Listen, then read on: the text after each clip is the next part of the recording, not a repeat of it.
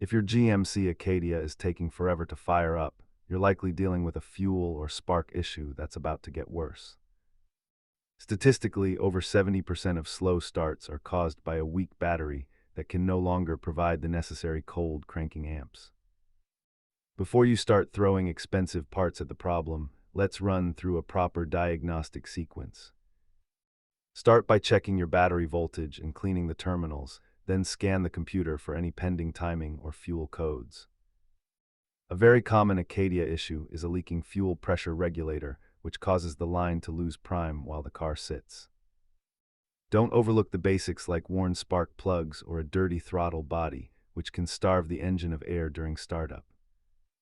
While you can easily handle a battery or spark plugs at home, internal issues like a stretched timing chain require a professional. Repair costs vary wildly, ranging from under $200 for a battery to over $2,000 for timing chain work.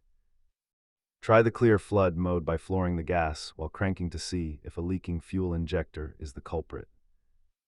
To do this right, you'll need a basic multimeter, a code scanner, and ideally a fuel pressure gauge. Remember, a slow start is your car's way of warning you that a total breakdown is coming soon. Check your battery first and subscribe for more GMC troubleshooting guides to keep your Acadia on the road.